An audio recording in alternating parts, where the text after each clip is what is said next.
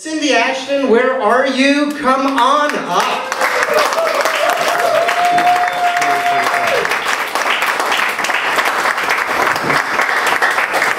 I forgot.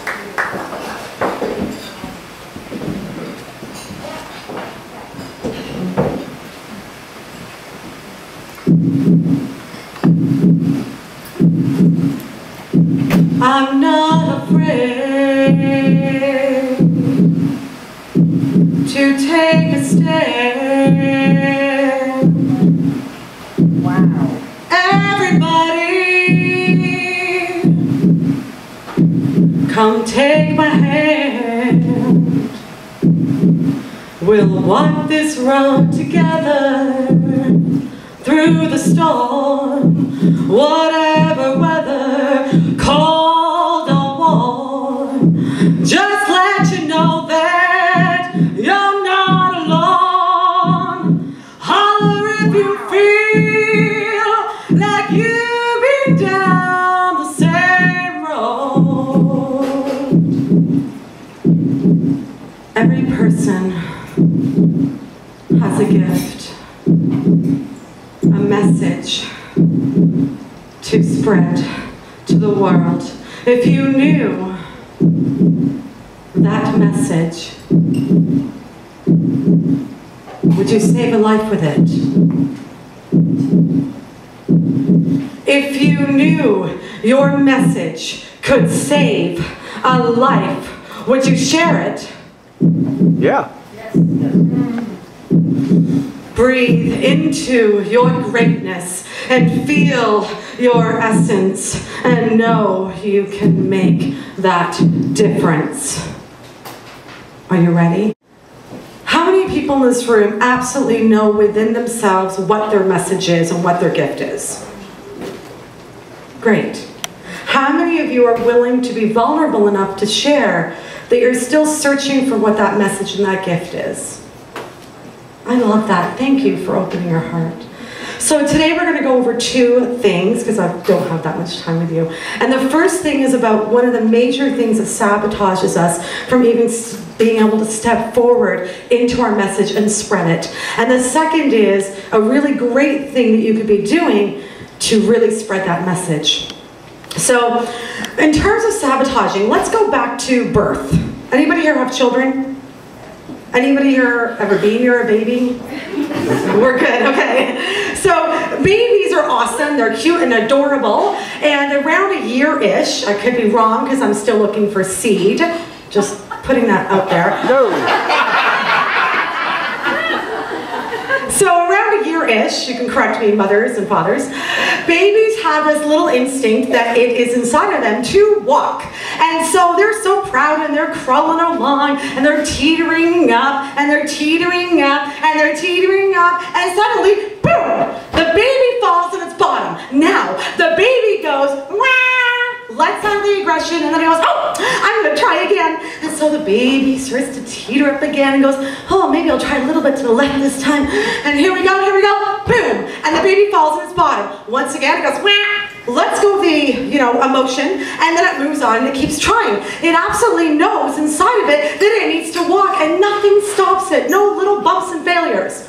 Now, let's talk about adults. So an adult has something inside of them and they say, oh, I know what I'm supposed to do. I have a message. Okay, so I'm so excited, I'm gonna get started, and I start and I go boom. And I hit a brick wall. Now, because we're adults, many of us, and I have been very guilty of this for most of my life, will go, oh, I guess my dream was wrong. I failed. Look at me, I'm such a horrible person. How stupid could I be? How did I ever enter this world? How did I do this? And look at what a failure I am. I guess my dream just wasn't meant to be. So true, right? We're such drama queens and kings, right? We're dramatically filled. Always goes back to the stories we create in our head. But if we think about babies, yes, they have emotion come up.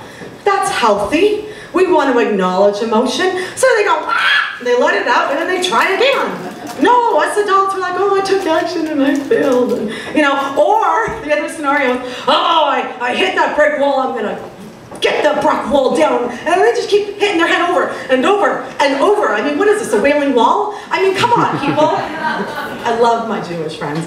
I do. But seriously, we do this. It's like psychotic. It's like, it's either our ego trying to prove that this is the right path versus just giving up. This is what happens to us. We're crazy. So, just like the baby, we want to observe the feedback loop. All this is feedback. So, we're taking a step. We take our big step forward on our dream, and you know what we do? We become scientists. This is what we should do, is become scientists. And go, oh, okay, so I've taken a step forward. Now let's analyze, okay? So this worked, this didn't work, and this happened, and I learned this. Okay, great. I'm empowered, and I can move forward and get my dream. All right, now I know that I'm going to keep going in this direction because it's working, and maybe jigga this, and then keep going. And then observe for more feedback, and then again, jig, get rid of what's not working, learn what you need to, keep doing what's working, try a little bit something new, and keep going. Every single person has that gift and that message inside of them.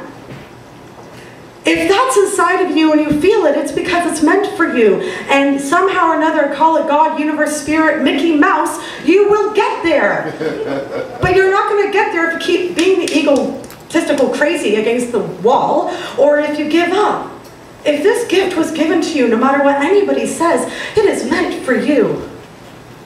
So that's the first thing. In terms of sabotaging ourselves, a lot of us do this. I am the queen of drama, literally and figuratively. So I understand this, and I've been there, and I still have to go, oh, stop it. It's just feedback. Don't take it personally. Cry it out and move on. So, in terms of getting our message out there, observe the feedback loop, just like you would if you were a scientist. Simple. So the second thing I want to talk to you about is once you are, you know, plugging along and you're taking action and you're observing, you want to get your message out there and you want to spread it. And you want to spread it across the world or across your community, wherever it needs to go. So in order to talk about the one tip that we need to really look at to do that, I'd like to invite two of my very special friends to the stage, Betsy and Johnny. Excuse me.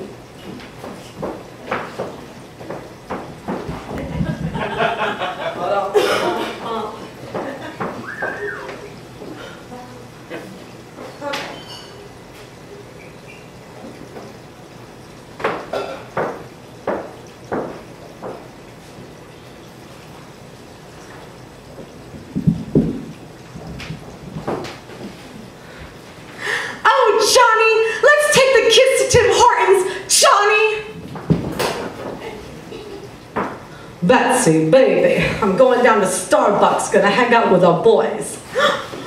Oh, Johnny, don't leave me, Johnny. The kids and I need you, Johnny. Eddie and Louie, think of us. Just half an hour, in and out, real quick. Oh, Betsy, baby, I gotta go out with the boys. We're meeting the big cheese tonight. Oh. Listen, it's gonna be a long night. Just go to the kids with Timmy's. Oh, Johnny, the big cheese! I've always wanted to meet the big cheese! Oh, bring him to Timmy's. Besides, Starbucks is gonna cost us a lot of dough. Oh, Betsy, the big cheese, you can't bring the big boss to the big, you can't bring the big cheese to Timmy's. That place has all those kids are running around making noise. Now, Starbucks. That place is like the cat's meow. Besides, don't worry about the dough. The big cheese has a job for us. We're not gonna have to worry about it for much longer. Oh, Johnny, don't leave me, please, Johnny, think of the kids. Ah, you pipe down, you dumb Dora. I gotta get a wiggle on or else I'm gonna be the one left holding the bag. I love you, doll. Johnny, don't leave me. Johnny! Okay, as a side note, if I ever behave like that as a woman, shoot me.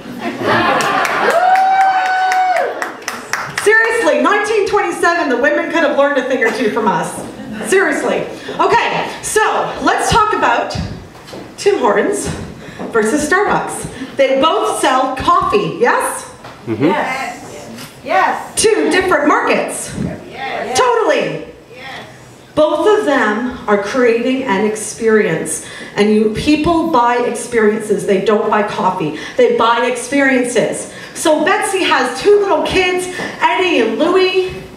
She's a soccer mom, maybe 19 and 27, I don't know about that. But, she's some kind of a mom. She's a gangster mom. But she's running around with these kids while her husband's out knocking people off. And, she's busy. And they don't got a lot of dough. So, Tim Hortons is the experience for the family, people on the run, people who want cheap, fast, and easy. And it's great and it's perfectly valid. We need those experiences. But if you look at Starbucks, Starbucks is for those of us that want to hang out and read and go on our Wi-Fi in 1927 and our cell phones. Really, things change so drastically. And it's a different experience. It's more for people who are business people or more for friends who just want to hang out and lounge and relax and want to feel more sophisticated. Basically, what Tim Hortons has done and what Starbucks has done and what any brand out there has done is they've created an experience for you to buy into. So when you think about yourselves as a speaker or a coach or an entrepreneur, I think we've got mostly that in the room. Think about how you could create that experience. I have so many people who come to me and they go, oh, I'm so excited. I'm so excited to be going out and speaking. And I'm like, great. What do you speak on? I'm like, oh, I'm an inspirational speaker. Or they go, I teach leadership. Or I teach, what other, the typical ones? Team building, whatever. And I'm like, that's great. You and 10 million other people in North America teach inspiration and motivation and leadership and all those other great topics. How are you going to be different?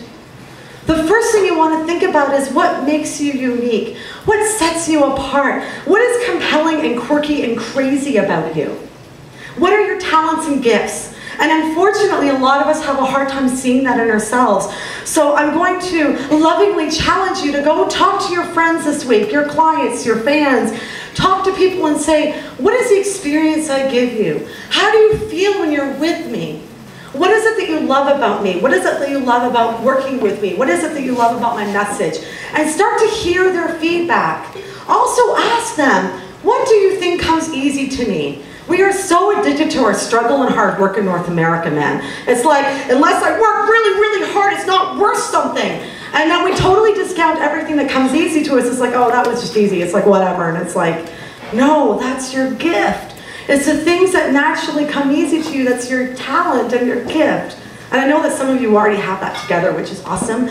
But this is so wonderful. You get to get people to compliment you. So spend the next week or two getting people to tell you what they feel around you. And then start to look at what your talents or gifts are. I look at somebody like Tony, and Tony's this fabulous juggler. Wait, you changed hats on me. I'm like, wait, is that Tony? Is my eyes? Okay. So, but what's beautiful is that he's a juggler. Can you imagine if he didn't use that as part of his act? But it sets him apart. Otherwise, he's just another speaker or just another whatever you do for a living. So, just to review these points. First, observe the feedback loop. Take that action, observe it, let out any emotion you need to, and then move on. And secondly, start to ask yourself in every moment, what could you do to make this an amazing experience for your audience, that they love you so much that they feel compelled to tell everybody about you? Every single person in this room could save a life. And we do it every day. We save our lives with our friends, and there's days when they save our life. We are here to raise each other up. We're here to lift each other up and bring happiness to the world and change the world. So with that, I'm going to sing, You Raise Me Up.